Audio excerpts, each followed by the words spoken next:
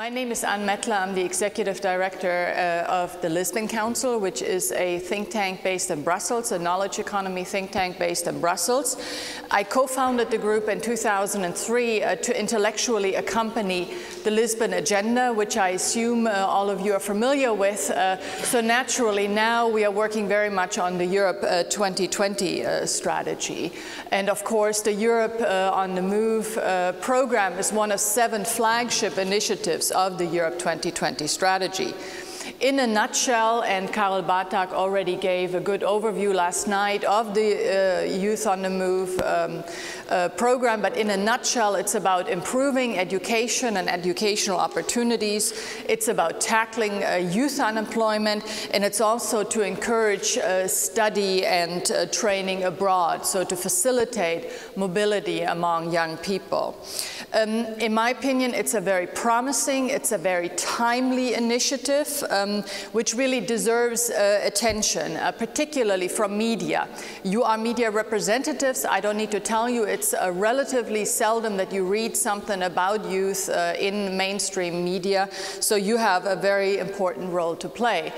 Given the enormous challenges that youth in Europe today faces, and I'll be talking about that in a moment. Youth, of course, is oftentimes seen as a so-called soft policy issue.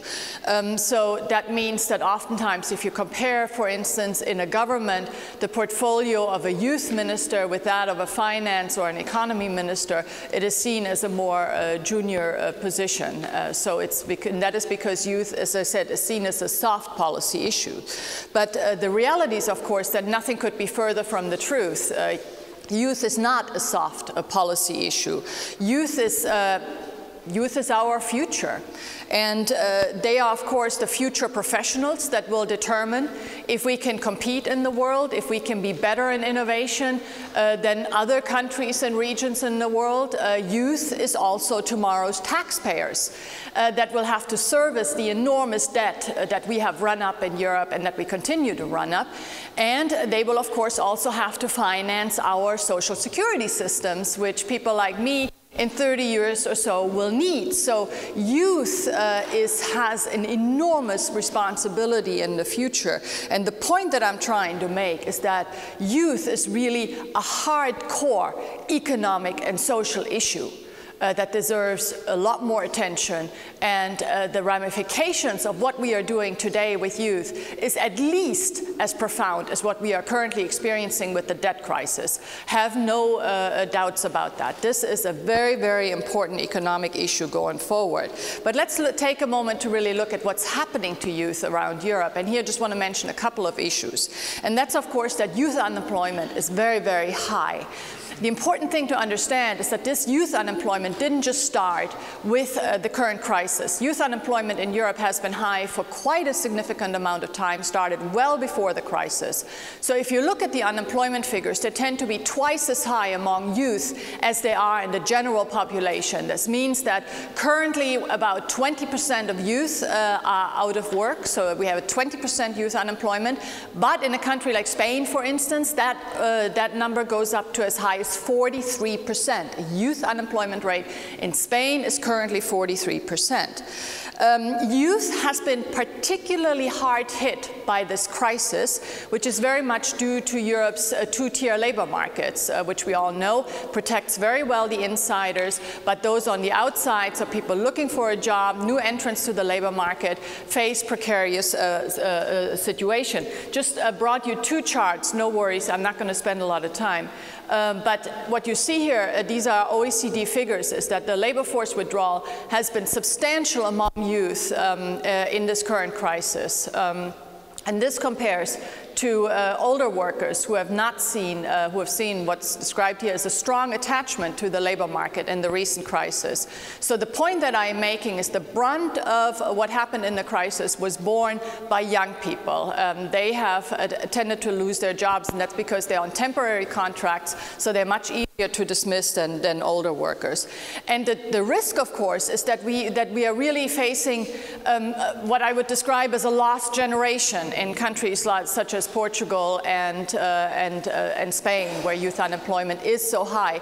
It is well documented that if youth cannot enter the labor market for an extended period of time, such as a couple of years, these tend to be people who oftentimes have problems with labor market participation for the rest of their lives. So this is a very, very important thing to understand, is that we are really facing the risk of a lost generation. On education, let me say just a few things. I think today's youth tends to be the most educated generation we have ever seen. And I see this in the resumes that we receive. These are people who have done their studies, they've completed them well, they speak several languages, they've gone abroad, they have the international experiences, they've done their internships, and so many of them still can't find a job. So it's a very well-educated generation. But, of course, at the same time, many of our universities, and I'm sure that the European University Institute is not among them, but some of our universities have lost in quality, and I'm sure that we will have an interesting discussion here today. And we are also experiencing a lot of skills mismatching. That means that young people and also employers are reporting that young people who come out of universities actually don't have the skills that are needed in the real world and in the labor market. And this is something that urgently needs to be addressed to increase the employability of our youngsters. There's also an issue with early school leavers that I hope we can talk about today. Again, in some countries, as many as 20% of youngsters leave without qualification. These low-skilled future employees will have a hard time on the labor market. We live in very advanced economies. That means that if you don't have a lot of skills, chances are you're going to have problems with social inclusion, with employment, etc. So these early school leavers is another important issue that I hope we can talk about today. And what we of course know, thanks to PISA, the good work that the OECD has done in this area, is that some of our public school systems actually reinforce social inequalities. And this is particularly true in a country like mine, in Germany, where schools, as I said, reinforce social inequalities and are not sort of the lever that one could use in terms of policy making to facilitate social mobility and equity and opportunity. On the positive side, because I don't want to be all gloomy, on the positive side, what I see, as I said, is a very well-educated, very, very ambitious generation. I think that today youngsters have incredible opportunities to have international experiences, to go abroad, be it through Erasmus or other exchange programs. I think that all of that is much easier today than it was, for instance, when I was a student. There was certainly no Erasmus when I was a student. The other thing that I see is this mobility that we are talking about. If something doesn't happen in a youngster's country, they can't find a job, they are now oftentimes willing to move elsewhere. London, before the crisis, received a lot of these youngsters that just wanted to have an international experience, that wanted to get their first job. And so what I'm seeing is a young generation that takes charge and that is willing to go elsewhere where the jobs are. And I think that's very positive. Now, before I come to you, Commissioner Vassiliou, I ran across an editorial that I wrote in 2005 for the Wall Street Journal the other day. And it's called Europe's Forgotten Youth. And I want to quote from it because I had completely forgotten this, but in 2005, Europe already launched what was called the European Youth Pact at the time, and I just briefly want to quote here from it because I hope we can remember this throughout the day. So what I'm writing about is in 2005, the Spring European Council essentially buried the Stability and Growth Pact. It was a so-called reform of the Stability and Growth Pact, which of course subsequently led to huge problems with public finances. We know this now in hindsight, but what I'm writing is, so what are EU leaders doing about it? It will certainly be remembered as the high point of cynicism that at the very summit, when fiscal discipline was laid to rest, a European Youth Pact was launched. With Messieurs Chirac and Schröder in the conceptual driver's seat, the pact calls for greater employment opportunities, better education, and more work-life balance. It is the standard, easy-to-be-ignored, action-deficient, feel-good rhetoric that political leaders and social do-gooders like to pride themselves with. President Chirac even insisted that the Youth Pact be listed as the first annex to the summit conclusions before the so-called reform of the Stability and Growth Pact. Instead of setting out measures that would make a real difference in the life of Europe's youth, such as ending the ruinous practice of promoting early retirement and unsustainable pay-as-you-go pension systems, they hide behind empty promises and taxpayer-sponsored public works programs.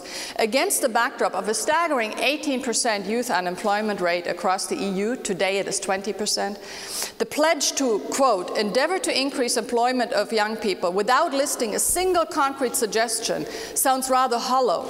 At the end of the day, the European Youth Pact only exists so that leaders, when posing for voter-enticing photo ops with students, can say that they have launched an initiative on their behalf. Now, granted, this is a very, very ill-tempered editorial, but what comes out is really the frustration that we've been talking about this issue for a long, long time in Europe, and it's time to actually do something about it.